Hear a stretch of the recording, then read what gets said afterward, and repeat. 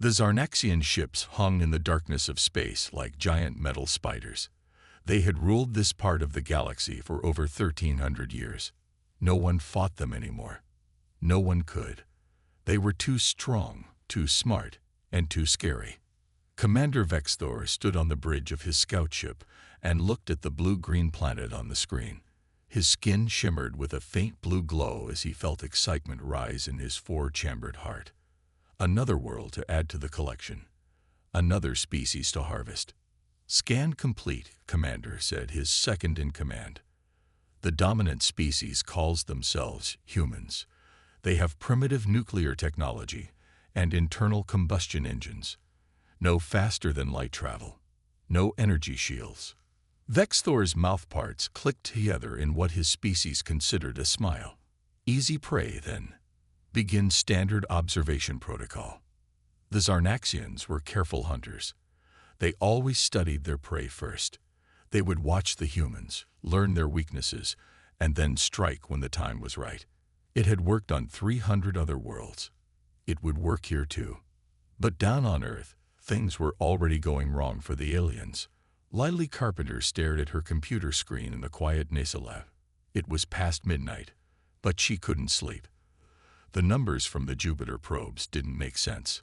Something was disturbing the gas giant's orbit. Something big. She reached for her phone and called her friend at the Air Force. "Greg, it's Lily. I think you need to see this data." Captain Grave Hudson was having his own strange night. The radar systems he monitored had been picking up ghost signals, objects that appeared for a few seconds and then vanished, objects that moved too fast and turned too sharply to be planes or satellites. "I'm seeing things too," he told Lily. Things that shouldn't be possible. Within a week, a small group had formed. Scientists, military personnel, and government officials who all saw the same pattern. Something or someone was watching Earth. They kept their discovery secret to prevent panic. They needed more information first. On a quiet highway in Nebraska, Frank Miller yawned as he drove his maintenance truck. It was a boring night shift, checking road signs and filling potholes. Frank was a simple man who enjoyed simple things. Fishing on weekends, playing with his dog, and visiting his sister and her science genius wife for Sunday dinners. The bright light came out of nowhere. It lit up the empty highway like daytime. Frank's truck engine died. He felt a strange floating sensation. And then darkness. When he woke up, he was lying on a cold metal table. Thin, blue creatures with 4 arms moved around him. They attached small devices to his head and chest. They took samples of his blood and skin. They seemed disappointed when he didn't scream. One of them leaned close to his face. Its eyes were huge and black, like a shark's eyes. "Your fear response is insufficient," it said in a strange, clicking voice that somehow formed English words. "Why are you not afraid?" Frank thought about his time in Iraq, the IED that had killed his best friend, the months of rehabilitation learning to walk again. After that, not much seemed scary anymore. "Been through worse," he said simply. The aliens looked at each other, confused. They didn't know that the tiny device under Frank's skin was sending information back to Earth. A special tracking implant his sister-in-law, Samantha, had given all her family members after her lab started studying possible alien materials found in the Arctic. In her secure underground lab, Dr. Samantha Miller watched the incoming data with growing excitement. The aliens were real. And now she knew what they looked like, what their technology could do, and most importantly, what they wanted. They fed on fear, the data suggested. They harvested it like a crop. "You picked the wrong planet," she whispered to herself as she prepared to call her government contacts. "Humans aren't afraid of the dark anymore. We're what's in it."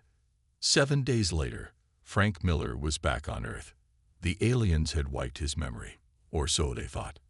But Samantha's implant had protected his brain from their techniques. He remembered everything. As he walked into the secure facility to meet with military officials, Frank carried humanity's first real advantage against the coming invasion: knowledge. The Zarnaxians believed they knew everything about fear. They were about to learn how little they understood. Frank Miller sat in a room with gray walls. 5 serious people in uniforms and suits looked at him. They had been asking questions for hours. Frank answered them all calmly, just like he had answered the aliens. "And you remember everything?" asked General Patricia Walsh. Her eyes were sharp and focused. "Every detail," Frank said. "Their ship, their weapons, the tests they did. Everything." Dr. Samantha Miller, Frank's sister-in-law, touched his shoulder with pride. "The tracker I designed protected his brain from their memory whites. The Zarnaxians think he remembers nothing. That's our advantage." The military people looked impressed. Frank was just a regular guy who fixed roads for a living. But now he might be the most important person on Earth. "They feed on fear," Frank explained. "I could feel them trying to pull it out of me, like they were hungry for it, but I didn't give them what they wanted." In space, the Zarnaxian commanders were confused. Their first test subject had been defective. Humans should have been easy to scare. All other species trembled before Zarnaxians. That was the natural order of things. "We must collect more specimens," Commander Vexthor ordered. The first one was damaged somehow. Not normal. The Zarnaxians sent 3 ships to Earth that night. They targeted small towns in different parts of the world. They expected to find helpless, frightened humans. In Montana, they found something else. Navy SEAL Alan Walsh led his team through the dark forest. Each soldier had taken Dr. Ramirez's new drug. It blocked the brain's fear response temporarily. They felt nothing as they watched the alien ship land in the field ahead. "Remember," Alan whispered to his team, "they expect us to run or freeze. That's how they hunt. Don't give them what they expect." When the Zarnaxians stepped out of their ship, using devices that normally made prey species collapse in terror, the humans did something unexpected. They walked calmly toward the aliens. The blue creatures made clicking sounds of confusion. Their fear-sensing organs detected nothing from these humans. It was like trying to see in complete darkness. The battle was short. Without their main weapon, fear, the Zarnaxians were not prepared for actual fighting. 3 aliens died. 2 were captured. 1 ship was damaged but escaped. Back on their main vessel, the surviving Zarnaxian was questioned by Vexthor. "They felt nothing," the scout reported, shaking. "No fear at all. They smiled as they attacked us." For the first time in his long life, Vexthor felt something new: worry. On Earth, scientists worked day and night studying the captured aliens and their equipment. Olivia Delaney, a brilliant engineer, made an important discovery. Their technology responds to emotions, she explained to the world leaders on a secure video call. Especially fear. It's like fuel to them. But without fear to sense, their weapons and ships don't work properly. Dr. Victor Ramirez nodded in agreement. "We've learned they see fear like we see heat with infrared cameras. If we suppress our fear, we're invisible to them." The leaders discussed plans. Some wanted to attack the aliens immediately. Others wanted to wait and learn more. Frank Miller, sitting quietly in the corner, spoke up. "They think they wiped my memory. They think I'm just walking around, not remembering anything about them. What if we use that?" Everyone turned to look at him. Frank smiled. "I'll let them take me again. But this time, I'll be ready." Samantha shook her head. "It's too dangerous, Frank." "Maybe," Frank said. "But now we know what they want, and we can give them something else instead." In space, the Zarnaxian battle strategist Kruvax studied the reports with growing concern. The humans were not behaving like any species they had encountered before. When facing a superior force, prey should panic.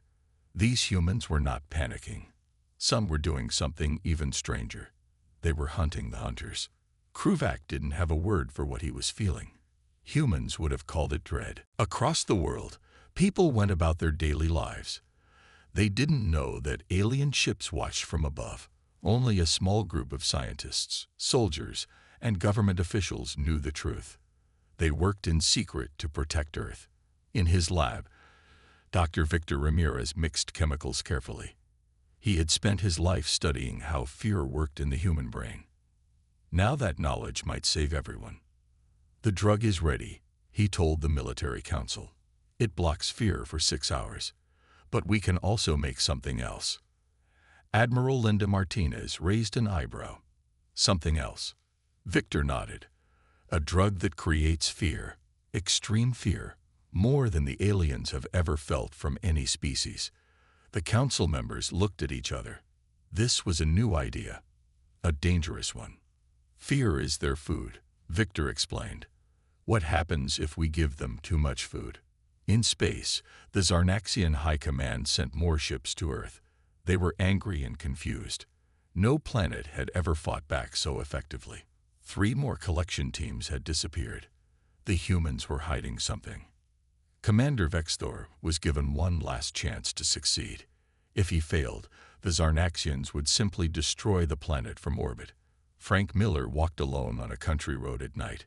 He knew they were watching. He knew they would take him again. This time, he was ready. The bright light came, just like before. The floating sensation. Then the cold metal table. "Hello again," Frank said to the surprised aliens. "Remember me?" The Zarnaxians clicked their mouthparts in alarm. This human should not remember them. They had wiped his memory. It was impossible. One alien moved closer, scanning Frank with a handheld device. "How do you remember us?" Frank smiled. Humans are full of surprises. In his pocket was a small device Olivia Delaney had created.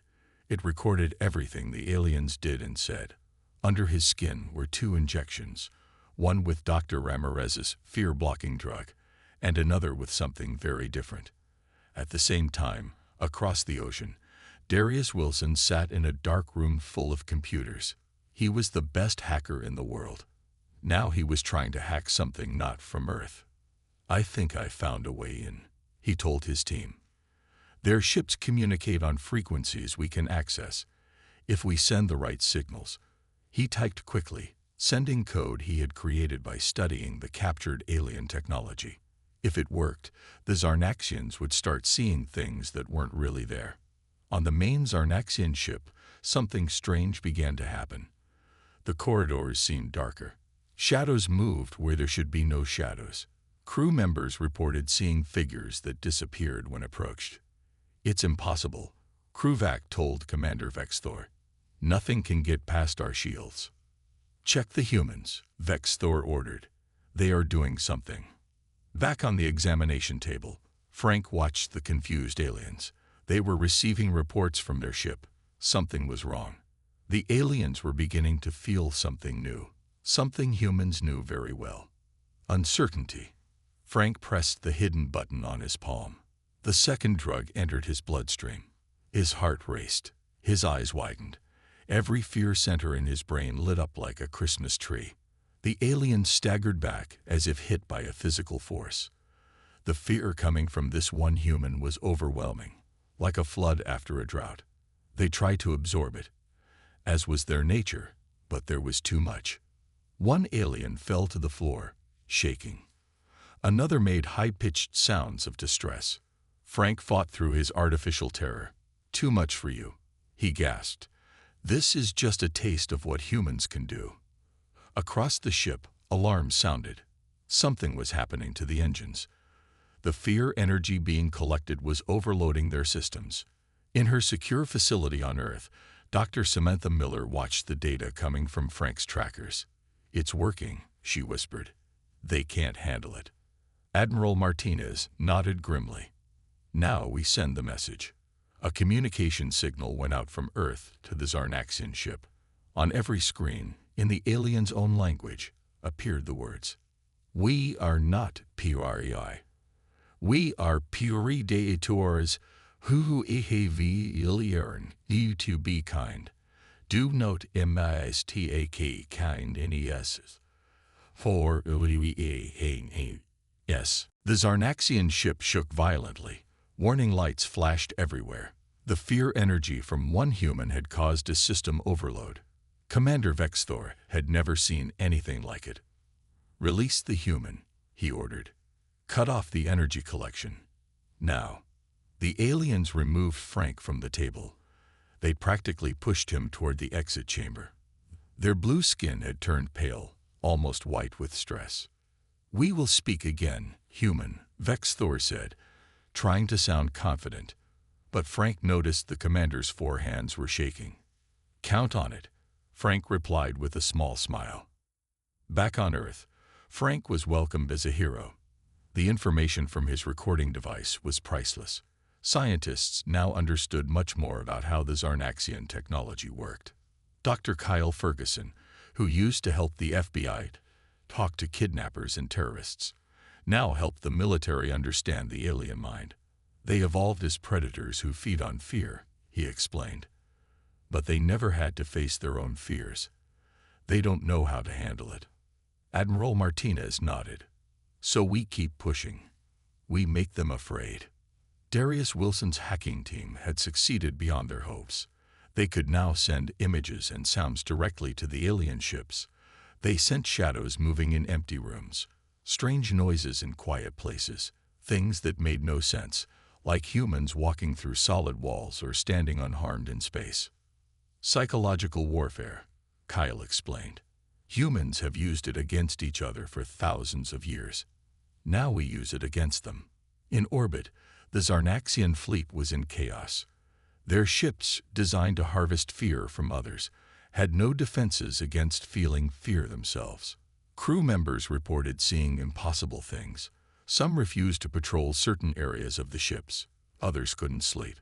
Supreme Commander Zoltar arrived from the Zarnaxian homeworld with a massive warship. He was angry. "This is unacceptable," he told Vexthor. "We have conquered hundreds of worlds. We will not be defeated by primitive bipeds. These humans are different," Vexthor tried to explain. "They understand fear in ways we don't." Zoltar dismissed his concerns. "We will launch a full attack. No more subtle hunting. We will take their major cities and harvest the fear that creates." On Earth, the defense teams detected the new warship. They knew an attack was coming. It was time for the next phase of their plan. Olivia Delaney had been working day and night with her engineering team. They had built something new using the captured alien technology. "We call it the reflection array," she told the world leaders. "It doesn't attack their ships. It simply reflects their emotions back at them, amplified 100 times. It was a huge satellite, quickly assembled from parts of radio telescopes and modified with alien tech. As the Zarnaxian warships moved into attack position, the array was launched into orbit. The first attack came at dawn. Zarnaxian ships appeared over New York, London, Beijing, and other major cities. They expected panic. They expected to feed on the fear of millions. Instead, they found cities that seemed empty. The humans had evacuated most people. Those who remained were soldiers and volunteers who had taken the fear-blocking drug. No fear to harvest. No energy to collect. And then the reflection array activated. On the bridge of his warship, Supreme Commander Zoltar suddenly dropped to his knees. The collection technology designed to gather fear from humans was now gathering the Zarnaxians' own confusion and uncertainty, and sending it back to them, stronger than before. "What is happening?" Zoltar gasped, feeling something new, something humans called dread. In their command center deep underground, Admiral Martinez watched the alien ships start to drift aimlessly. "It's working," she said. "Their own emotions are being used against them." Dr. Samantha Miller nodded. "Humans understand fear because we've lived with it since we crawled out of the caves. We've learned to use it, channel it, overcome it." "And that," said Frank Miller, sitting quietly in the corner, "is something they never expected." The battle for Earth entered a new phase. The Zarnaxian ships pulled back from the major cities. They couldn't handle the emotional feedback from the reflection array. But Supreme Commander Zoltar was not ready to give up. "We will change our approach," he told his officers. "If we cannot take their cities, we will establish a ground base in a remote area. From there, we will study these humans more carefully." The Zarnaxians chose the Siberian wilderness for their base. It was far from major population centers. The cold and isolation would make it hard for humans to attack them. Or so they thought. Colonel Sofia Rodriguez looked through binoculars at the alien base from her hidden position in the forest. Her Special Forces team had been tracking the Zarnaxians for 3 days. Soldiers from Russia, America, China, and other countries worked together now. Earth was united against the common threat. They're setting up some kind of energy collector, she told her team. Bigger than anything we've seen before. Unlike other soldiers, Sofia and her team had not taken the fear-blocking drug. Instead, they had volunteered for something more dangerous. Dr. Ramirez's experimental treatment that amplified fear responses. Remember your training, Sofia told her team. Feel the fear, but use it. Channel it into focus and action. Their hearts raced. Their hands trembled slightly. To the Zarnaxian sensors, they looked like beacons of delicious fear energy. The perfect prey. The aliens took the bait. A collection team left the base, moving quickly through the snowy forest toward what they thought were terrified humans hiding in the trees. What they found instead were predators who had learned to use fear as fuel. When the Zarnaxians arrived, expecting to find cowering humans, Sofia's team attacked from all sides. Their movements were faster, their senses sharper, their reactions quicker, all powered by controlled fear. Humans are weird, Sofia had explained to her team during training. Most animals either freeze, run, or attack when scared. We can do all three at once, and we can choose which one to follow. The aliens had no defense against humans who deliberately channeled fear into combat efficiency. Half the Zarnaxian team was captured. The rest fled back to their base in confusion. Meanwhile, in space, another part of the human plan was working. Engineer Natalie Crawford and her team had modified Earth's communication satellites. They now broadcast directly to the Zarnaxian ships. Not messages, but something more basic, human laughter. To the aliens who experienced emotions as physical sensations, human laughter was deeply disturbing. It created patterns their brains couldn't process properly. It was like trying to read a book where the letters kept changing. On the Zarnaxian mothership, Supreme Commander Zoltar listened to the reports of the failed ground mission with growing unease.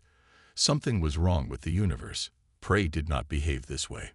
Prey did not use fear as a weapon. Prey did not laugh in the face of superior force. We must understand them better, Zoltar decided. Bring me all information on human psychology and history. What the Zarnaxians learned shocked them.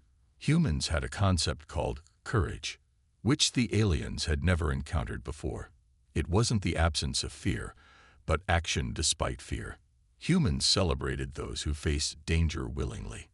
They told stories about heroes who were afraid but fought anyway. Even stranger, humans sometimes sought out fear deliberately. They jumped from high places with ropes tied to their ankles. They watched scary stories for entertainment. They climbed mountains with no reason except the challenge. They're insane, one Zarnaxian scientist reported. No rational species would behave this way. Back on Earth, Dr. Kyle Ferguson explained to world leaders what was happening. The Zarnaxians are experiencing a psychological crisis, he said. Their entire worldview was based on a simple predator-prey relationship. We don't fit their understanding. We're neither predator nor prey in the way they understand those concepts. Admiral Martinez smiled slightly. So we're winning. Yes, Kyle said. But be careful. Confused predators are dangerous predators. They might do something desperate. As if to prove his point, alarms began to sound. The Zarnaxian mothership was powering weapons systems that could destroy entire cities. The world held its breath as the Zarnaxian mothership charged its weapons. In command centers across Earth, military leaders prepared for the worst. But Dr. Eleanor Price had a different idea. Eleanor was a language expert who had spent months studying Zarnaxian communication. She understood something important about the aliens that others had missed. They're not evil, she told Admiral Martinez in an urgent video call. They're hungry. Fear is their food. Their entire society is built around finding and harvesting it. That doesn't help us now, Martins replied, watching the screens showing the mothership's energy levels rising. They're about to attack. Let me talk to them, Eleanor said. I think I understand what's driving them. It was a desperate plan, but they had nothing to lose. Eleanor's message was sent directly to the Zarnaxian command ship. Supreme Commander Zoltar, she began in the alien's own clicking language. We understand your hunger. Your species evolved in a world of scarcity. You hunt because you must. But there are other ways to survive. On his ship, Zoltar paused the weapons charging sequence. This human spoke their language. More importantly, she seemed to understand them. No prey species had ever tried to understand the Zarnaxians before. Continue, he ordered. Eleanor explained her theory. The Zarnaxians had once been prey themselves, long ago. They evolved the ability to sense and feed on fear as a defense mechanism. Over time, they became the predators instead of the prey. But the hunger remained, driving them to conquer world after world. We can help you, Eleanor said. Humans understand hunger. We understand fear. We can find a way for both our species to live. While Eleanor kept Zoltar talking, something important was happening in the Amazon rainforest. A small Zarnaxian scout ship had crashed there 3 days earlier. Marine Sergeant Joe Rivera and his team had been sent to capture any survivors. They found one alien badly injured. The standard orders were clear: secure the alien for study and interrogation. But Joe did something different. When he saw the wounded Zarnaxian lying beside the crashed ship, he put down his weapon. He removed his helmet and approached slowly, hands visible. The alien watched him with large, frightened eyes. It expected to be killed. Instead, Joe took out a medical kit and began treating its injuries. As he worked, he hummed an old song his grandmother had taught him. The simple tune seemed to calm the alien. You're going to be okay, Joe told it, even though he wasn't sure it understood his words. We're not all bad, you know. The Zarnaxian watched in confusion as this strange human helped instead of harmed. This made no sense. Predators did not show mercy to prey. Prey did not show mercy to predators. What were these humans?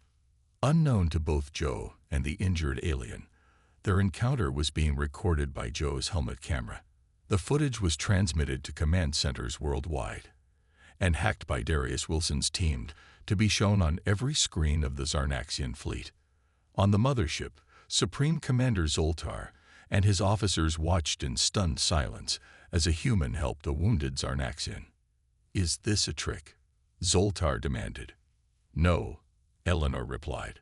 This is who we are. We can be terrible enemies, yes, but we can also show mercy. We understand fear because we live with it every day. We understand that all living things just want to survive. Something changed in the command room of the mothership. A silence fell as the Zarnaxians considered this new information.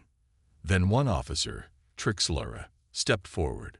Supreme Commander, I request permission to speak with the humans directly. I believe I understand something about them now. Zoltar looked at his officer with surprise. Understanding prey was not the Zarnaxian way. They studied weaknesses, not minds. But nothing about this planet had followed the normal patterns. Permission granted, he said finally. Perhaps it is time we learned something new. As the weapons systems powered down, humans around the world watched their screens with hope. This wasn't the end of the conflict, but it might be the beginning of understanding. 2 months passed. The Zarnaxian ships remained in Earth orbit, but no attacks came. Instead, something strange was happening. The aliens were changing. Young Zarnaxians, especially those who studied human behavior, began acting differently. They asked questions. They showed interest in things beyond hunting and harvesting fear. Some even tried to understand human jokes. Professor Derek Washington watched video footage of Zarnaxian youngsters attempting to tell jokes to each other. As an expert on how species evolve, he found this fascinating. They're adapting, he told the science team. Contact with humans is changing their culture. This worried the older Zarnaxians. For thousands of years, their society had been simple and clear. They were predators who fed on the fear of lesser species. Now their young were questioning this way of life. In his lab, Susan Porter worked side by side with Trix Lara, the Zarnaxian officer who had asked to speak with humans. Together, they were trying to solve a problem. How could Zarnaxians survive without harvesting fear from other beings? Your species evolved to feed on emotional energy, Susan explained as she mixed chemicals. But maybe we can create a substitute. Trix Lara watched with interest. The blue alien had spent many days with humans now. At first, it had been a simple mission to gather information. But something unexpected had happened.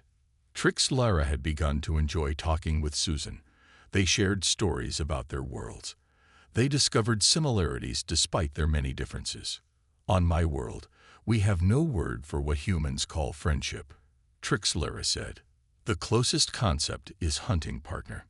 Susan smiled. Well, I'd say we're research partners, but friends works too. Their work was important. If they could create a synthetic substitute for the emotional energy Zarnaxians needed, there might be peace. The aliens would no longer need to harvest fear from living beings. Meanwhile, the Zarnaxian High Command had sent their most elite warriors to Earth. Their mission was to eliminate any Zarnaxians who showed signs of being contaminated by human ideas. These warriors were the most feared beings in the galaxy, except they had never met humans like Ben Collins. Ben was a firefighter from Detroit. Every day, he ran into burning buildings to save strangers. When the elite Zarnaxian warriors watched him from hiding, they were confused. Their scanners showed Ben was terrified as he entered each fire, but he went in anyway, time after time. Why does he do this? One warrior asked another. He feels fear. We can sense it, but he acts against his fear. It makes no sense.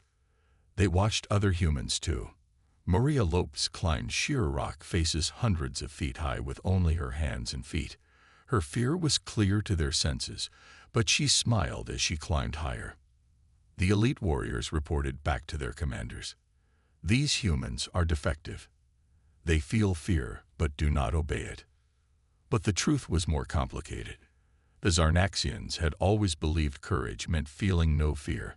Humans knew better. Courage meant feeling fear, but acting anyway. This idea spread among the Zarnaxians like a virus. Young aliens began testing themselves, doing things that frightened them instead of avoiding them. Older Zarnaxians watched in horror as centuries of tradition began to crumble. On the mothership, Supreme Commander Zoltar faced a difficult choice. The reports from Earth showed his people were changing in ways he didn't understand. The humans were not being conquered. Instead, they were sharing ideas, dangerous ideas that challenged everything Zarnaxians believed.